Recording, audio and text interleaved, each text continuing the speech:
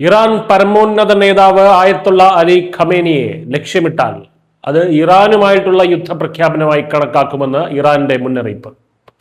ഖമേനിയുടെ 37 വർഷത്തെ ഭരണം അവസാനിപ്പിക്കണമെന്ന് അമേരിക്കൻ പ്രസിഡന്റ് ഡൊണാൾഡ് ട്രംപ് ആവശ്യപ്പെട്ടതിന് പിന്നാലെയാണ് ഇറാൻ പ്രസിഡന്റ് മസൂദ് പെഷേഷ്കിയാൻ ശക്തമായിട്ടുള്ള തിരിച്ചടിയുമായി രംഗത്തെത്തിയിരിക്കുന്നത്.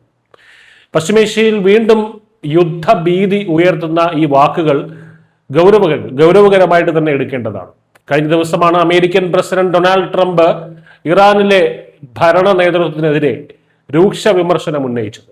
ഇറാനിനൊരു പുതിയ നേതൃത്വം വരേണ്ട സമയമായെന്നും അധികാരം നിലനിർത്താൻ ഖമേനി ആയിരക്കണക്കിന് ആളുകളെ കൊന്നൊടുക്കിയെന്നും ട്രംപ് പൊളിറ്റിക്കോയ്ക്ക് നൽകിയ അഭിമുഖത്തിൽ ആരോപിച്ചിരുന്നു. ഇതിനുള്ള മറുപടിയായിട്ടാണ് ഇറാൻ പ്രസിഡന്റ് മസൂദ് പെഷേഷ്കിയാൻ എക്സ് പ്ലാറ്റ്ഫോമിലൂടെ തങ്ങളുടെ നിലപാട് വ്യക്തമാക്കിയത്.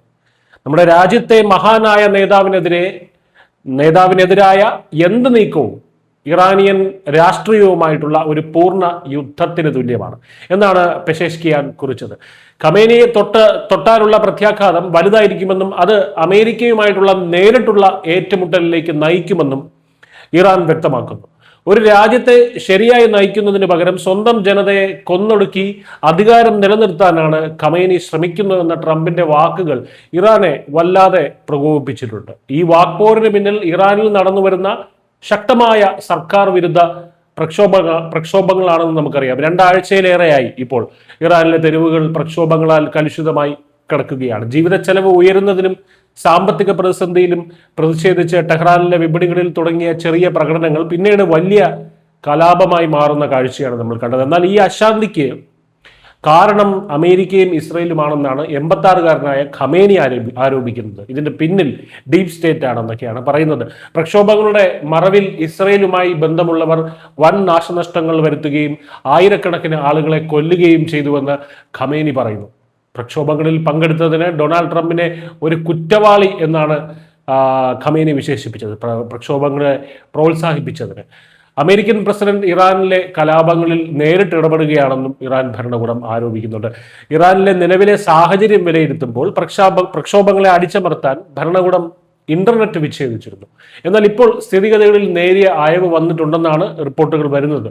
നെറ്റ് ബ്ലോക്സ് എന്ന നിരീക്ഷണ സംഘടനയുടെ റിപ്പോർട്ട് പ്രകാരം ഇറാനിൽ ഇന്റർനെറ്റ് സേവനങ്ങൾ ഭാഗികമായിട്ട് പുനഃസ്ഥാപിക്കപ്പെട്ടിട്ടുണ്ട്.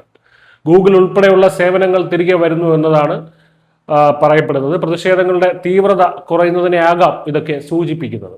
എങ്കിലും ട്രംപിന്റെ പ്രസ്താവനയും ഇറാന്റെ മറുപടിയും അന്താരാഷ്ട്ര തലത്തിൽ തന്നെ വലിയ ചർച്ചകൾക്കാണ് ഇപ്പോൾ വഴി തുറന്നിരിക്കുന്നത്. ചുരുക്കത്തിൽ തെരുവിലെ പ്രതിഷേധങ്ങൾക്കപ്പുറം ഇറാനും അമേരിക്കയും തമ്മിലുള്ള ബന്ധം അതീവ ഗുരുതരമായ അവസ്ഥയിലേക്കാണ് നീങ്ങുന്നത് എന്ന് വേണം മനസ്സിലാക്കാൻ. ഖമേനിക്കെതിരായിട്ടുള്ള നീക്കം യുദ്ധത്തിന് കാരണമാകുമെന്ന് ഇറാൻ പ്രസിഡന്റിന്റെ പ്രഖ്യാപനം വരാനിരിക്കുന്ന ദിവസങ്ങളിൽ വലിയ നയതന്ത്ര വെല്ലുവിളികൾ തന്നെയായിരിക്കും US ഉയർത്തുന്നത് എന്നുള്ള കാര്യം ഉറപ്പാണ്. News desk India Malayalam.